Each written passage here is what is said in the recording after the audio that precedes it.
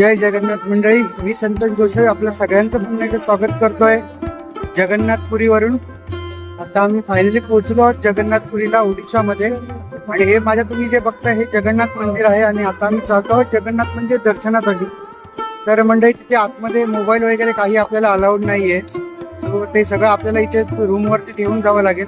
तो आता आम्ही दर्शनासाठी निघतोय मंदिराच्या. चला तर मग तुम्ही माझ्यासोबत एन्जॉय करा, कारण मला आतलं काही दाखवता येणार नाही, तरी मी त्याच्या सगळा बाहेरचा परिसर तुम्हाला दाखवू शकतो. आणि आता सध्या इथे खूपच गर्दी आणि खूप गरमीचा सुद्धा सीझन आहे. जर तुम्ही कधी आला तिकडे मंदिरात दर्शनासाठी तर अवश्य साधारणतः नोव्हेंबर डिसेंबर जानेवारी या सीझनला या. हे बघू शकता तुम्ही मंदिराच्या आजूबाजूचा परिसर.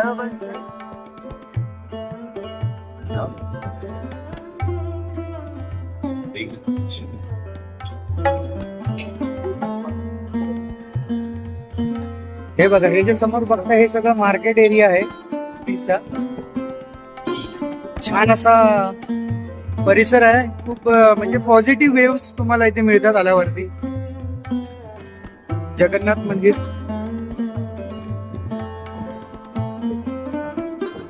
हे बघा. जय जगन्नाथ, जय जगन्नाथ मंडळी. तर मंडळी, ओडिशा राज्यातील पुरी येथील जगन्नाथ मंदिर हे हिंदू धर्मातील 4 प्रमुख धामांपैकी एक मानले जाते. हे मंदिर भगवान विष्णूचा अवतार असलेला श्रीकृष्ण, त्यांचे बंधू बलराम आणि त्यांची बहीण सुभद्रा यांना समर्पित केलेले आहे. या मंदिराच्या इतिहासाबद्दल जर सांगायचं झालं तर या भव्य मंदिराची सध्याची रचना ही 12व्या शतकातील पूर्व गंगा वंशाचे राजे अनंतवर्मन चोडगंगा यांनी बांधली आहे. नंतरच्या काळात राजा अनंग भीमदेव यांनी याचा विस्तार केलेला आपल्याला दिसून येतो. लाकडी मूर्तीबद्दल जर आपल्याला सांगायचं झालं तर हिंदू मंदिरामध्ये सामान्यतः दगडी किंवा धातूच्या मूर्ती असतात. मात्र पुरीच्या या मंदिरात भगवान जगन्नाथ, बलभद्र आणि सुभद्रा यांच्या मूर्ती या पवित्र लाकडापासून बनवलेल्या आहेत. दर 12 ते 19 वर्षांनी या मूर्ती नव्याने बनवून बदलल्या जातात. याला नबकलेबर असे म्हटले जाते. ओडिशा राज्यातील जगन्नाथपुरीमधील रथयात्रा ही संपूर्ण जगामध्ये प्रसिद्ध आहे. जगन्नाथ मंदिराची रथयात्रा आषाढ महिन्यातील शुक्ल पक्षाच्या द्वितीया तिथीला काढली जाते. या उत्सवात 3 भव्य लाकडी रथामधून हे देव नगर प्रदक्षिणा करतात. जगन्नाथ मंदिराशी संबंधित असलेली अनेक रहस्य विज्ञानालाही पुढ्यात टाकताना आपल्याला दिसतात. थोडक्यात सांगायचं झालं तर उलटा ध्वज. मंदिराच्या शिखरावर असलेला ध्वज हा नेहमी वाऱ्याच्या उलट्या दिशेने फडकतो. सावली न दिसणे. या 214 फूट उंच मंदिराच्या शिखराची सावली जमिनीवर कधीही पडत नाही.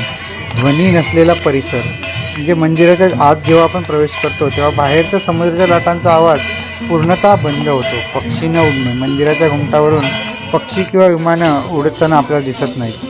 त्याचप्रमाणे येथील अन्नपूर्णा स्वयंपाकघर. येथे जेव्हा प्रसाद बनवला जातो मंडळी, तेव्हा एकावर एक अशी 7 मातीची भांडी रचून लाकडाच्या आगीवर अन्न शिजवले जाते. पण या रचनेत सर्वात वरच्या भांड्यातील प्रसाद हा प्रथम शिकतो. तसं बघायला गेलं तर आपल्याला हे सुद्धा एक रहस्यच आहे, कारण ज्यावेळी आग खालून लागते भांड्यांना त्यावेळी खालच्या भांड्यातला प्रसाद हा पहिला शिजला पाहिजे, असं आपलं नॉर्मल लॉजिक आहे. पण जर तुम्ही इथे बघितलं तर सगळ्यात शेवटचं जे 7वं भांडं असतं त्या 7व्या भांड्यातला प्रसाद सगळ्यात पहिल्यांदा शिजलेला आपल्याला दिसतो. राजा अनंग भीमदेव याच्यानंतर या मंदिराचा जीर्णोद्धार हा पुण्यश्लोक अहिल्यादेवी होळकर यांनी केलेला दिसून येतो. तसेच त्यांनी हा परिसर सुधारवून पर्यटनासाठी हा उपलब्ध करून दिला. आपल्या हिंदू धर्मात 4 धामांचा उल्लेख केलेला आहे. त्यामध्ये बद्रीनाथ, रामेश्वरम, द्वारका आणि जगन्नाथपुरी. तेच हे जगन्नाथपुरी. पुरीतील या जगन्नाथ मंदिराला 4 मुख्य द्वारे आहेत. पहिले आहे ते सिंहद्वार.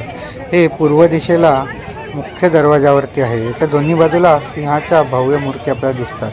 त्यानंतर जे आहे हे व्याघ्रद्वार. हे मंदिराच्या पश्चिम दिशेच्या दरवाजाला व्याघ्रद्वार म्हणून संबोधित केले जाते. तिथे वाघांच्या भव्य अशा 2 मूर्ती आहेत. त्यानंतर तिसरे जे आहे हे हस्तिद्वार. हे मंदिराच्या उत्तर दिशेला आपल्याला दिसून येते. या दरवाजाला हत्तींची 2 मूर्ती अशा भव्य मूर्ती आपल्याला दिसून येतात. आणि चौथे जे आहे ते आहे अश्वद्वार.